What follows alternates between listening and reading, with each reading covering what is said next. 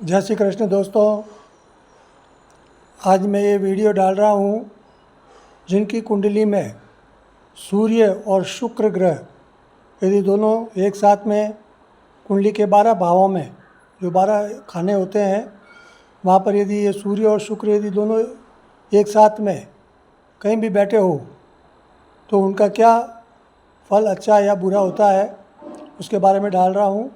सो कृपया ध्यान से उसको सुने और आपकी अपनी कुंडली में यदि सूर्य और शुक्र यदि कहीं पर साथ में बैठे हो तो उसके बारे में क्या जानकारी है वो आप प्राप्त करें। तो दोस्तों, जैसे कि सूर्य सबसे प्रबल और प्रतापी ग्रह माना जाता है, ग्रहों में सबसे जो प्रबल ग्रह है, जैसे ग्रहों का राजा इसको सूर्य को कहा जाता है। तो सूर्य के साथ में यदि शुक्र यदि है, वैसे तो सूर्य और शुक्र दोनों एक दूसरे के शत्रु माने जाते हैं, लेकिन कई बार ये दोनों साथ में होने से जो शुक्र भी प्रबल माना जाता है, शुक्र भी मतलब ऐश्वर्य देने वाला ग्रह माना जाता है। मतलब जीवन के जितने भी शौक़ है, मौज है, वैभव है, लग्जरी जो लाइफ देता है वो शुक्र ही देता है दोस्तों। तो इन दोनों के साथ में होने से कौन से भाव में क्या फल होता है वो मैं आपको बताता हूँ। जैसे पहले भाव में यदि मान लो शुक्र और सूर्य दोनों साथ में है तो ऐसा व्यक्ति मतलब कि सूर्य के कारण तो बहुत साहसी होगा, उच्च पदाधिकारी हो गए, कोई भी प्रशासनिक कार्य में ऐसे लोग यदि कोशिश करें, यदि अच्छी पढ़ाई करके यदि IAS बने, कलेक्टर बने या पुलिस विभाग में है, सुरक्षा बलों में है, जो नेतृत्व करने का जो भी कार्य होते हैं वो ये सूर्य की वजह से ही होता है दोस्तों। लेकिन उसके साथ साथ यदि शुक्र होने से ऐसे व्यक्तियों को लग्न में मतलब पहले भाव में यदि हो तो ऐसे हीरे जवाहरात का बिज़नेस है, जो ज्वेलरी का बिज़नेस है, सोने चांदी का बिज़नेस है क्या, और सबसे बड़ी चीज़ है जैसे फिल्म लाइन है, TV लाइन है, फिल्म और TV में कलाकार जो बनते हैं उनमें भी ये योग है हमेशा प्रबल फलदायी होता है दोस्तों। तो ये प्रथम भाव में यदि ये होने से ये चीज़ ध्यान में रहनी चाहिए। और चित्रकारी यदि मतलब जो चित्रकार जो होते हैं बड़े बड़े चित्रकार, उनमें भी ये प्रथम भाव में यदि सूर्य और शुक्र दोनों साथ में हो तो उसका फल अच्छा मिलता है।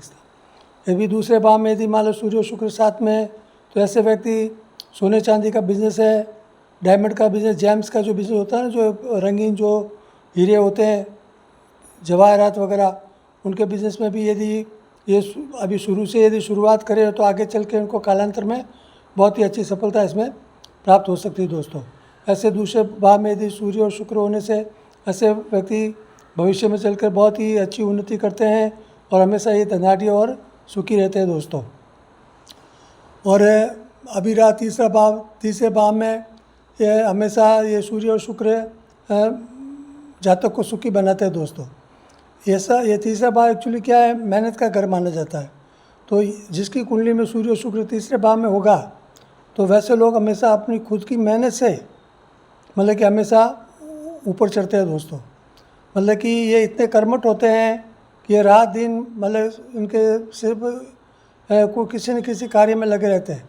जैसे बड़े बड़े जो उद्योगपति होते हैं ना, जैसे टाटा है, बिरला है, महिंद्रा है, या ऐसे जो भी बड़े उद्योगपति होते हैं, जैसे ये अपने अंबानी है, अडानी है, ऐसे लोगों के कुंडलियों में ऐसे योग हमेशा होते हैं दोस्तों। इनके साथ में हो सकता है कोई दूसरे ग्रह भी मिले हो और भी, जैसे चंद्रमा है, गुरु यदि साथ में हो जाए तो और भी उस सोने में सुहागा माना जाता है। लेकिन सूर्य, शुक्र और सूर्य ये दोनों मतलब कि किसी भी व्यक्ति की उन्नति के लिए कुंडली के अच्छे घर में, अच्छे भाव में होना ज़रूरी है दोस्तों। तो ये तीसरे भाव का फल है। अब चौथे भाव में यदि शुक्र और सूर्य है तो ऐसा व्यक्ति हमेशा मातृभक्त होता है दोस्तों।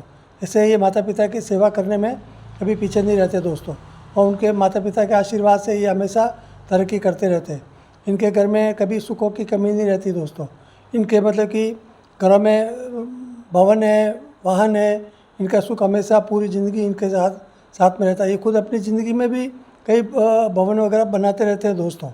तो चौथे भाव में, और दूसरा वाहन का सुख है तो यहाँ पे इनको किसी तरह का मतलब जैसे पर्यटन का जो बिज़नेस है, टूरिज़्म का, तो वैसे लोग वो काम भी कर सकते हैं, ट्रांसपोर्ट का काम भी कर सकते हैं।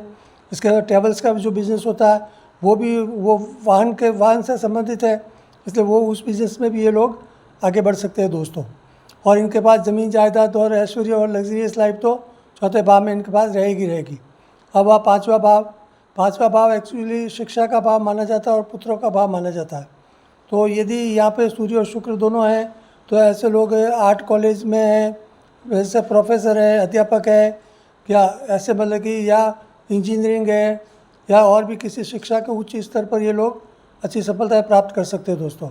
और इनके पुत्र भी बहुत ही मतलब कि अच्छे मतलब कि मतलब पढ़े लिखे होते हैं, जिनके कारण इनकी उन्नति हमेशा होती रहती है। और ये शिक्षा का ऐसा क्षेत्र है कि यहाँ भी यदि उच्च पद जैसे कलेक्टर है, विधायक है, मंत्री है, ऐसे पद भी इनको यहाँ मिल सकते हैं दोस्तों। अब रहा छठा भाव दोस्तों। छठे भाव में एक्चुअली क्या, सूर्य और शुक्र दोनों कुछ अच्छा फल नहीं देते दोस्तों। यहाँ रहने से ऐसा व्यक्ति गुप्त रोगी है या जैसे सांसर्गिक रोग, जैसे कि मतलब ये जैसे गुप्त रोग बोलते हैं, जो कि स्त्रियों पे ये ऐसे लोग स्त्रियों से बहुत ज़्यादा इन्वॉल्व रहते हैं, मतलब कि ये कभी एक स्त्री से संतुष्ट नहीं होते दोस्तों। तो ऐसे लोगों को कई बार गुप्त रोगों से भी ग्रसित पाया जाता है। तो ऐसे लोगों को इन चीज़ों से हमेशा बचने की कोशिश करनी चाहिए दोस्तों। और दूसरा, ये व्यसनी भी होते हैं दोस्तों, इनमें किसी न किसी तरह की बुरी आदतें ज़रूर होती है दोस्तों। तीसरा, ऐसे लोग मतलब कई बार क्या होता है कि ये मुकदमों पे भी ग्रसित रहते हैं दोस्तों, किसी न किसी तरह के मुकदमों में ये लिप्त पाए जाते हैं दोस्तों। अब रहा सातवां भाव। सातवां भाव ये सूर्य और शुक्र एक्चुअली क्या दोस्तों, प्रणय का ग्रह माना जाता है। जो प्रणय संबंध होते हैं उसमें शुक्र बहुत ज़रूरी होता है दोस्तों। किसी भी एक पुरुष या स्त्री के बीच में यदि संबंध है तो शुक्र के कारण ही होता है दोस्तों।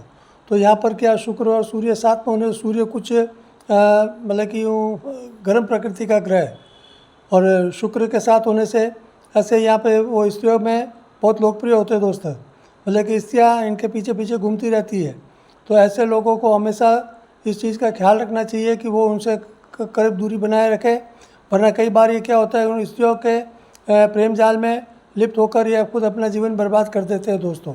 वैसे इनका ससुराल हमेशा इनको धनवान और धनाढ़ मिलता है दोस्तों, तो ये चीज़ ध्यान रखने की है दोस्तों। अब रहा आठवां भाव। आठवां भाव वैसे भी रोग मृत्यु का और शोक का माना जाता है। तो यहाँ पर व्यसन ये भी, यहाँ भी यदि सूर्य शुक्र साथ में हो तो ये व्यसनी होते हैं क्या, और रिश्वतखोर यदि उच्च अधिकारी होते हैं तो ये रिश्वतखोर भी होते हैं। लेकिन यहाँ विदेश यात्रा के योग भी बनते हैं दोस्तों। और यहाँ भी मतलब कि ये ध्यान रखने की चीज़ है, गुप्त रोगी होते हैं और जैसे किडनी के रोग है वगैरह है, जो भी कमर के नीचे के जो रोग है, कमर के दर्द हैं वगैरह, ऐसे लोगों के यहाँ हो सकते हैं दोस्तों। अब रहा नवम भाव दोस्तों। नवम भाव में हमेशा ये दोनों बहुत ही प्रबल सुख प्रदान करते हैं दोस्तों। नवम भाव ऐसे भी भाग्य भाव माना जाता है दोस्तों।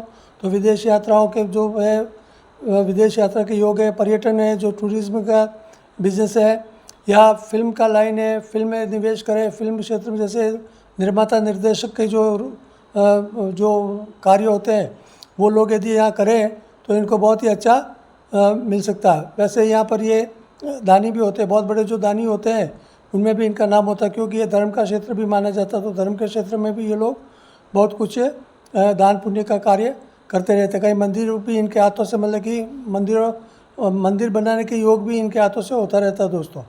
अब रहा दशम भाव। दशम भाव ऐसे इनकम ऑफ सोर्स का माना जाता है।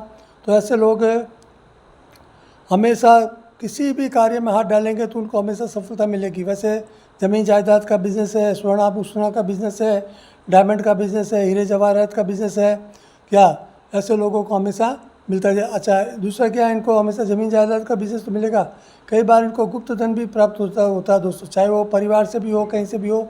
जैसे लॉटरी है, सट्टा है, शेयर मार्केट का जो कामकाज होता है, इनमें भी ये लोग हमेशा सफल होते हैं दोस्तों। अब रहा 12वां स्थान दोस्तों। 12वां स्थान वैसे अच्छा नहीं माना जाता। तो यहाँ पे रहने से हमेशा वो कर्ज के जाल में फंसे हुए होते हैं दोस्तों। ये मतलब शुक्र शौकीन मिजाज का ग्रह तो होता ही है, ये इनके ऐसे शौक रखता है कि ये शौक की पूर्ति करने के लिए हमेशा ये कर्ज भी लेने में हिचकिचाते नहीं है। तो ऐसे दो कर्जा लेकर भी अपने शौक पूरे करने में रहते हैं दोस्तों। तो यहाँ पर ये चीज़ ध्यान रखने की है, खर्चालू प्रवृत्ति के होते हैं, मुकदमेबाजी में भी लिप्त पाए जाते हैं। तो 12वें भाव में ये चीज़ हमेशा ध्यान रखने की है दोस्तों। जय श्री कृष्ण, जय श्री राम। आगे और भी कोई वीडियो होगा तो मैं आपको ज़रूर इसके बारे में और जानकारी दूंगा दोस्तों। जय श्री कृष्ण, जय श्री राम।